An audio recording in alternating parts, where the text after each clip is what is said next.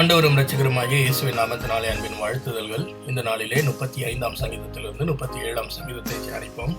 சங்கீதம் 35. வனாந்திரமும் வறண்ட நிலமும் மகிழ்ந்து கடுவழி கழித்து புஷ்பத்தைப் போல செழிக்கும். அது மிகுதியாக செழித்து பூரித்து ஆனந்த களிப்புடன் பாடும்.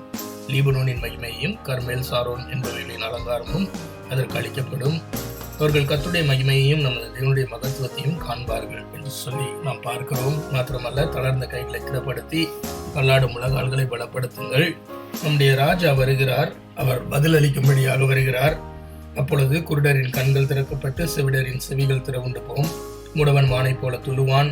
ஊமையன் நாவும் கெம்பெரிக்கும். வனாந்திரத்திலே தண்ணீர்கள், கடுவெளியிலே ஆறுகள் பாய்ந்தோடும். வெட்டாந்திரை தண்ணீர் தடாகமாக மாறும். வறண்ட நிலம் நீரூற்றாகவும் வலு சர்ப்பங்கள் தாபரிக்கும் இடங்கள் புல்லும் குறுக்கையும் நாணலையும் உண்டாக்கும். பெரும்பாதையான வழியும் இருக்கும். அது பரிசுத்த வழி எனப்படும். தீட்டுள்ளவன் அதிலே நடந்து வர முடியாது. அந்த வழியிலே வருகிறவர்கள் பேதராய் இருந்தாலும் திசை கெட்டு போவதில்லை. அங்கே சிங்கம் இருப்பதில்லை, துஷ்ட மிருகம் போவதும் இல்லை. மீட்கப்பட்டவர்களே அதிலே போவார்கள். கர்த்தரால் மீட்கப்பட்டவர்கள் திரும்ப ஆனந்த களிப்புடன் பாடி சியோனுக்கு வருவார்கள்.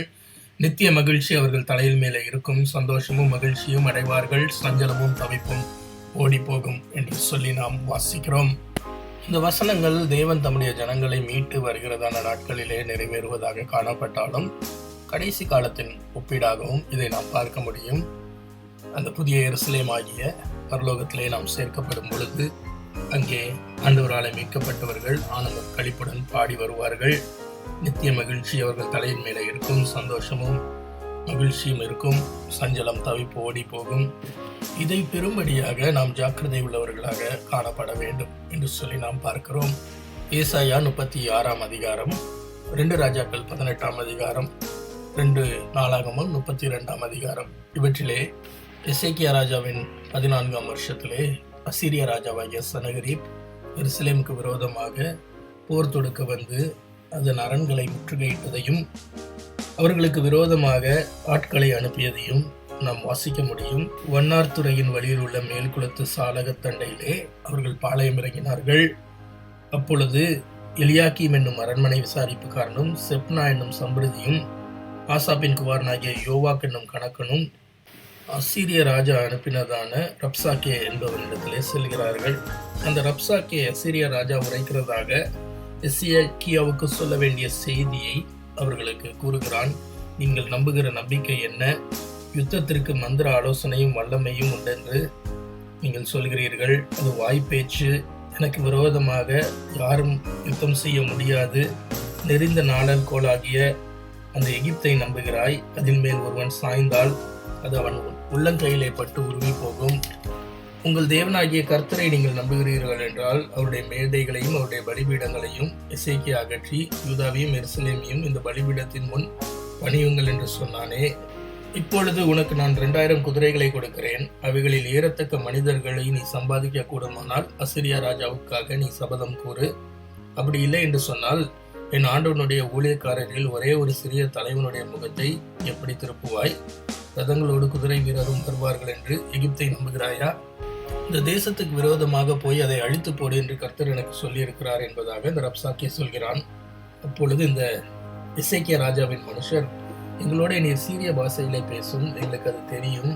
அலங்கத்தில் இருக்கிற ஜனங்களுடைய செவிகள் கேட்க யூத பாஷையிலே பேச வேண்டாம் என்று கேட்கிறார்கள். உடனே அதற்கு பதிலாக ரப்சாக்கே, உங்களோட கூட தங்கள் மலத்தை தின்னவும் தங்கள் நீரை குடிக்கவும் அலங்கத்திலே தங்கியிருக்கிற புருஷர் அண்டையிலே அல்லாமல் உன் ஆண்டவன் அண்டைக்கும் உன் அண்டைக்கும் என் ஆண்டவன் என்னும் வார்த்தைகளை பேச என்னை அனுப்பினார் என்று சொல்லி எல்லாருடைய காதுகள் கேட்க உரத்த சத்தமாக அவன் யூத பாஷையிலே பேசுகிறான். ஜனங்களை பார்த்து, எசேக்கியா உங்களை வஞ்சியாதபடி பாருங்கள். அவன் உங்களை தப்புவிக்க முடியாது. கர்த்தர் நம்மை நிச்சயமாய் தப்புவிப்பார். இந்த நகரம் அசீரிய ராஜாவின் கையிலே ஒப்புக் கொடுக்க போவதில்லை என்பதாக அவன் கூறுகிறான். அவற்றையெல்லாம் நீங்கள் கேட்காதீர்கள். நீங்கள் எங்களோட ராஜியாகி காணிக்கையோட எங்களிடத்துல வரும் பொழுது உங்களுக்கு தானியமும் திராட்சை தோட்டமும் உள்ள தேசமும் அப்பமும் திராட்சரசமும் உள்ள தேசமாகிய உங்கள் தேசத்திற்கு ஒப்பான தேசத்திற்கு உங்களை அழைத்து கொண்டு போவேன். அவன் தன் திராட்சை செடியின் கனியையும் தன் அத்திமரத்தின் கனியையும் புசித்து தன் கிணற்று தண்ணீரை குடிக்கும்படியாக நான் செய்வேன். கர்த்தர் நம்மை தப்புவிப்பார் என்று எசேக்கியா போதனை பண்ணுகிறான். அதற்கு செவி கொடுக்காதீர்கள். ஜாதிகளுடைய தேவர்களில் எந்த தெய்வமும் அசிரிய ராஜாவின் கைக்கு தப்புவித்ததாக சரித்திரமே இல்லை என்பதாக கூறுகிறான். ஒருவரும் மறுமொழி பேசவில்லை.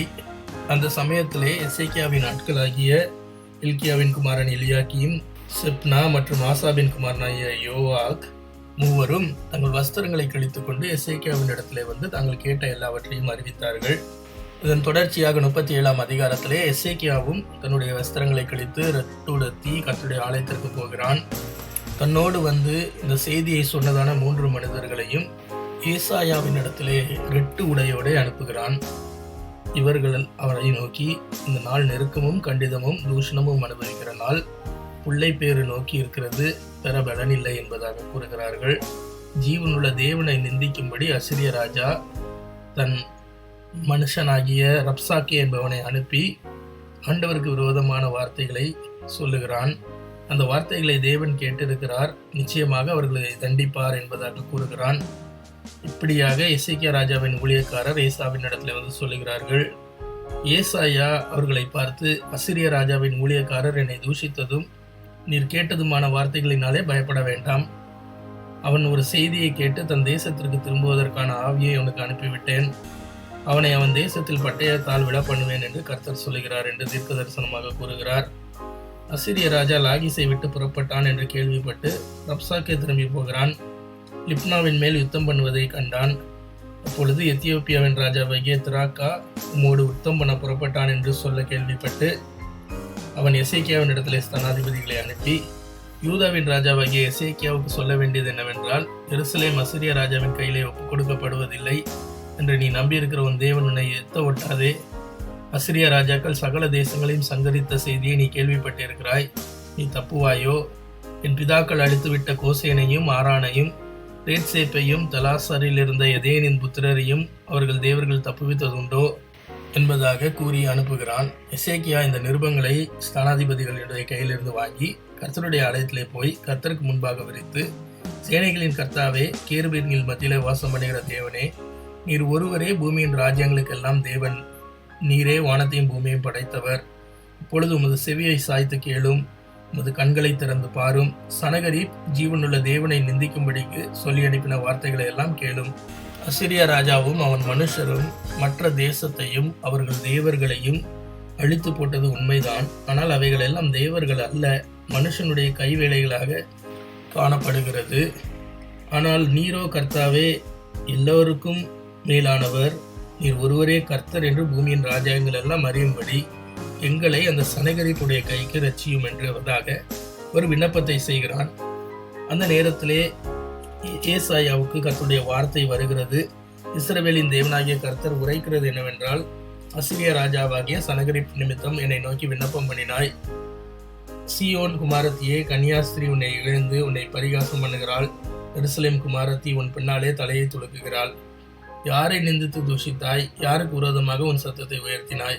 இஸ்ரவேலின் பரிசுத்தத்துக்கு விரோதமாக அல்லவோ உன் கண்களை மேட்டிமையாக ஏறெடுத்தாய்? உன்னுடைய ஊழியக்காரராகிய மனுஷர் ஆண்டவரை நிந்தித்தார்கள். நான் கிணறு வெட்டி தண்ணீர் குடித்தேன். என் உள்ளங்காலினால் அரணிப்பான இடங்களில் அகலிகளை எல்லாம் வரலவும் பண்ணினேன் என்று சொன்னாய். நான் வெகு காலத்திற்கு முன்பாக அதை நியமித்து பூர்வ நாட்கள் முதல் அதை திட்டம் பண்ணினேன் என்பதை நீ கேட்டதில்லையோ? இப்பொழுதும் நீ அரணான பட்டணங்களை பாழான மண்மேடாக்கும்படி நானே அதை சம்பவிக்க பண்ணினேன். நீ எனக்கு விரோதமாக கொந்தளித்து வீரியம் பேசினது என் செவிகளில் ஏறினபடினால் நான் என் துரட்டை உன் மூக்கிலும் என் கடிவாளத்தை உன் வாயிலும் போட்டு வந்த வழியே உன்னை திரும்ப பண்ணுவேன். உனக்கு அடையாளமாய் இருப்பது என்னவென்றால், இந்த வருஷத்திலே தப்பி பயிராகிறதை அடுத்த வருஷத்திலே தானாய் விளைகிறதை சாப்பிடுவீர்கள். 3ஆம் வருஷத்திலோ விதைத்து அறுத்து திராட்சை தோட்டங்களை நட்டி அவைகளின் கனிகளை புசிப்பீர்கள் என்பதாக கர்த்தருடைய வார்த்தையிலே சொல்லப்பட்டிருக்கிறது.